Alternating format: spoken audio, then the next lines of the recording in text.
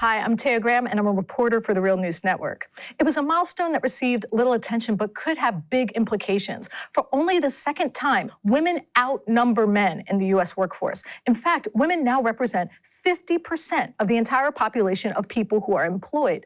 But what is driving this trend? And what does this historic milestone say about the job market in general? And finally, will this pattern lead to something that has proved elusive for American workers despite years of supposed economic gains? Better pay and working conditions for both men and women.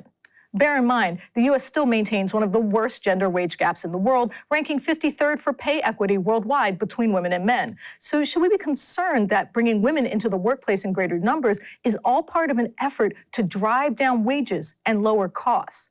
Well, to help me drill down on what this means and the implications for all workers, I'm joined by Professor Katherine Moos. She teaches economics at the University of Massachusetts Amherst and is a member of PERI, the Political Economy Research Institute. She has also won several prestigious awards, most recently the Edith Henry Johnson Memorial Award in Economics. Professor Moos, thank you so much for joining us. Thank you for having me. Pleasure's all. So do you think the increase in the ratio of women in the workforce is an indication of the beginning of an economic crisis? Now, I know that sounds odd, but for example, the first time that women outnumbered men in the workforce was during the Great Depression, and then again in the Great Recession of 2008. So is this change a sign of possible economic crisis? I wouldn't say that an increase in the ratio of women in the workforce to men is an indicator of an oncoming recession. What I would say is that it is a reflection of deeper structural changes that have been taking place in our economy for some time, as well as persistent sex segmentation in the labor market. So we still have women being segmented into traditionally female type of jobs and men into more male type of jobs. And we're seeing that there's an expansion in sectors like healthcare and education and retail, which are traditionally female, and then a contraction or stagnation in some of the male sectors, like mining. We've seen a decrease, and we've seen no major increase in some other male sectors. So I wouldn't be interpreting this as an indication of an oncoming recession, more that there are deeper structural changes going on in the economy for some time. You know, it's interesting that you were talking about industries like healthcare expanding and teaching. During the economic crisis of 2008, more men lost their jobs because of women. Is this because employers are holding on to low-paid workers, most of them women, and then firing more high-earning employees? Is this because employers are retaining low-paid women? Why do you think that's happening? So that can certainly happen within a firm or within an industry, that employers will hold on to the low-wage workers and let go of some of the higher-earning workers. But what we're seeing in this most recent jobs report is that it's really happening between sectors. So I wouldn't interpret it as all of the high-wage workers are being let go, so much as evidence that certain sectors are just not growing. And these happen to be the sectors that are traditionally considered male or masculine. These are the ones that are more prone to outsourcing, whereas things like healthcare and education and retail really have to be done here if we want people to retain the benefits of them. If we want people to be able to hire someone to provide healthcare in their home, they have to be here, whereas some of the more masculine jobs are being outsourced. One of the key takeaways from this economic expansion is that wage growth has been slow despite good jobs numbers. How do you see this playing out for workers in general, especially minimum wage workers? Yes, so we do see in this recent job report that the greatest expansion of jobs is in low wage jobs. And we see this with increases in jobs in retail, which tend to be low wage, other lower paying jobs in the healthcare sector, like home healthcare aides, other types of lower paid healthcare workers. And so, of course, minimum wage policy will have an effect in the sense that it puts upward pressure on wages overall if we're able to really secure a decent floor in terms of wages. You know, one thing that's interesting in terms of the recent jobs growth is that women have really been driving these numbers. I mean, more women are coming into the job market. What do you think is driving this trend? Like, for example, is it technology apps like Lyft that allow women to enter a field that was previously male only, like cab driving? There is some evidence that women are joining some fields like driving, for example, because they feel more comfortable because of the apps. It may also reflect some changes in what we consider to be a male or a female job. It may no longer be the case that only men drive cabs. Whether or not that has everything to do with the platform or the app remains to be seen, or if it reflects sort of other cultural changes in our society around who gets to drive cabs. Now, as women are entering the workplace, how much do you think this has to do with the workplace becoming more flexible? I mean, are women making inroads that are actually changing the nature of the workplace? For example, more people are working remotely now. Do you think this flexibility is because of women and women being in senior positions?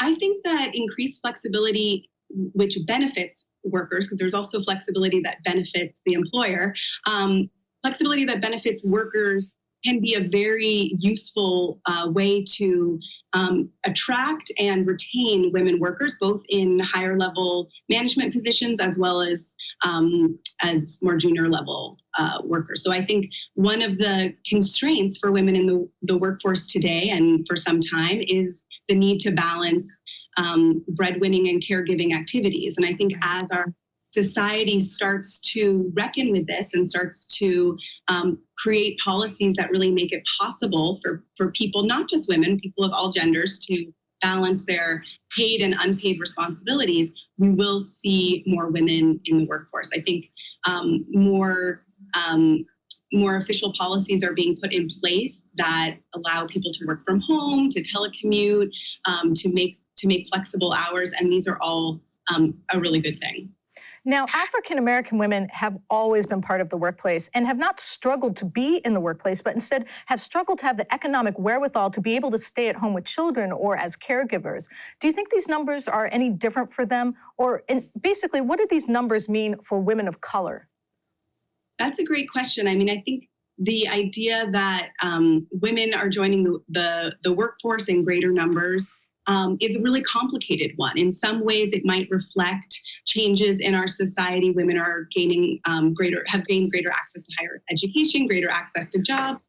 As you say, women of color have always been working. They've always needed to earn income as well as do unpaid care work.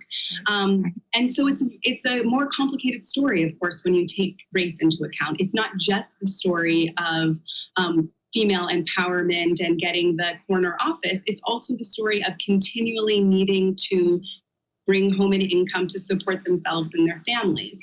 And so the fact that there's growth in low-wage work, I think, doesn't bode well for the idea that women of color are necessarily gaining from this. They may just be sort of holding on to the labor force participation they've been doing for some time, and the need to support their families through their earned incomes.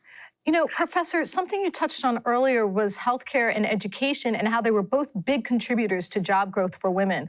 Are the numbers of women in the job force increasing because of the growth of these industries, or is it more complicated than that? Because some people have argued that there's sort of like a loss of prestige for, quote, women's jobs, like elementary school teaching or nursing. Is that why there's room for growth in these industries, or is it something different?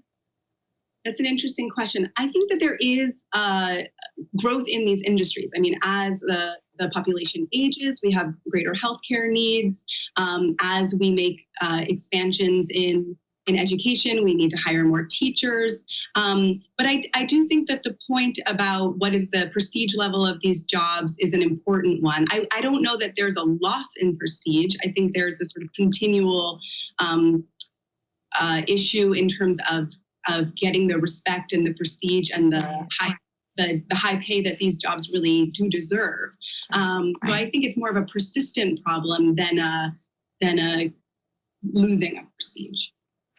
Now, here's my last question for you. The World Economic Forum predicted it would take over 100 years for the wage gap between men and women to close in the U.S. So what do you think should be the policy of the U.S. government to improve the score of the U.S. in its ranking in the World Economic Forum so we don't have to wait another 100 years for parity as the forum predicts? What would you suggest the U.S. government take on this policy? Yes, well, I'm not willing to wait 100 years. I think you aren't either. So I think first we need to create a lot of policies that will help families balance their breadwinning and caregiving responsibilities. So by that, I mean major public investments in daycare, in pre-K, in school-age programs to help families with children. We need major public investments in care for elderly people, for people with illness, people who have disabilities, so that women and other people in the family don't have to drop out of the labor force to care for people in their family. So that's one thing, is major investments in things like education and care. The next would be a set of paid family leave policies that do allow people, men and women, to take time off when they do need to care for themselves or for their families, but still able to maintain this income. So there should both be care that is provided by the society as well as make it possible to provide it by the family. So those are the first two things. Next, there are some great policies that a number of places have adopted, my home state of Massachusetts being the first, that make it illegal for employers to ask salary history of potential of prospective. This is a very important way to level the playing field. So if people come in with a work history of lower wages because maybe they've been discriminated in the past, or they are leaving a sector of low wages, that former pay shouldn't follow them, right? So making it illegal to ask prospective employees what their salary history is a very important policy. And finally, my final recommendation would be to strengthen the role of unions and collective bargaining. So we know that when people are able to bargain collectively, when workers are able to demand better wages, that it puts there's greater parity and greater fairness between men and women and between people of different races when unions are strong and when rights for collective bargaining are strong. Professor Moos, thank you so much for your economic insights. We really appreciate them, and I hope the U.S. government takes you up on some of your suggestions. Thanks so much. Thank you. My name is Taya Graham, and I'm your host. Thank you for joining me for the Real News Network. Thanks a lot for watching. Appreciate it. But do us one more solemn favor. Hit the subscribe button below. You know you want to. Stay up on the videos.